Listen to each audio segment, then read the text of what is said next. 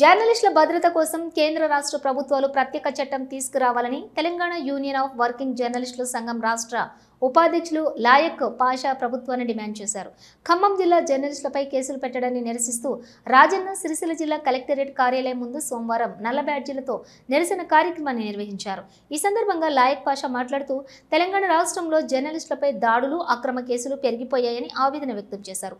తప్పులు చేసిన వారిని శిక్షించే హక్కు చట్టానికి ఉందని, అనవసరమైనటువంటి అసత్య ఆరోపణలపై జర్నలిస్టులపై కేసులు పెట్టి ఇబ్బందులకు గురి చేయొద్దని విజ్ఞప్తి చేశారు. చట్టానికి ఎవరూ అతీతులు కారని, నిజంగానే తప్పులు చేసిన వారిని చట్ట పరిధిలో శిక్షించాలని కోరారు.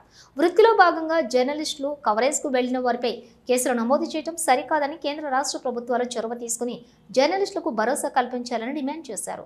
ఈ కార్యక్రమంలో జిల్లా ప్రధాన కార్యదర్శి సామలగట్టు ఎలక్ట్రానిక్ మీడియా అధ్యక్షులు ఇరుకుల ప్రవీణ్, ప్రధాన కార్యదర్శి మహమ్మద్ అజీం, జిల్లాలోని యూనియన్ సభ్యులు పాల్గొన్నారు. ప్రజలకు ప్రభుత్వానికి వారధిగా నిలుస్తున్న ఫోర్త్ ఎస్టేట్గా భావించే పత్రికలు, ఎలక్ట్రానిక్ మీడియాపై ఇటీవల దాడులు, కేసులు విపరీతంగా పెరిగిపోయాయి.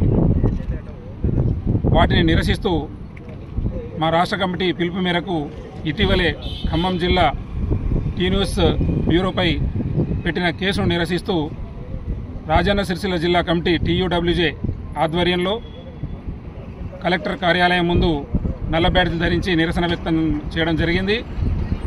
ముఖ్యంగా జర్నలిస్టుల భద్రత కోసం కేంద్ర రాష్ట్ర ప్రభుత్వాలు ప్రత్యేక చట్టం తేవాల్సిన అవసరం ఎంతైనా ఉంది. అలాగే ఇటీవలి కాలంలో జరుగుతున్న దాడులే కావచ్చు, కేసులే కావచ్చు విపరీతంగా పెరిగిపోయాయి. దీంతో జర్నలిస్టు లోకం ఆందోళనకు గురవుతుంది. కేంద్ర రాష్ట్ర ప్రభుత్వాలు వెంటనే స్పందించి ప్రత్యేక చట్టం తీసుకురావాలి. అలాగే వేజ్ బోర్డు వేతన సవరణ చట్టాన్ని కూడా తీసుకొచ్చి జర్నలిస్టుల కుటుంబాలను ఆదుకోవాలని రాజన్న సిరిసిల్ల జిల్లా కమిటీ పక్షాన డిమాండ్ చేస్తున్నాం. భద్రత విషయంలో కూడా శాంతి భద్రతలను కాపాడాల్సిన బాధ్యత పోలీసులపై ఉంది. చట్టం తన పని తాను చేసుకుపోతుంది. కానీ అనవసరంగా కేసులు పెట్టి ఇబ్బందుల పాలు చేయడం అది సమంజసం కాదని విజ్ఞప్తి చేస్తూ, ఏదైనా పొరపాటు జరిగితే చట్టం తన పని తాను చేసుకుపోవాల్సిందే. సమగ్ర విచారణ చేపట్టి చర్యలు తీసుకోవాలని కోరుతున్నాం. అలాగే ఈరోజు ఈ కార్యక్రమానికి విచ్చేసిన మా జర్నలిస్టు సహచరులందరికీ, మా జిల్లా కమిటీ కార్యవర్గం సభ్యులందరికీ పేరు పేరున ధన్యవాదాలు.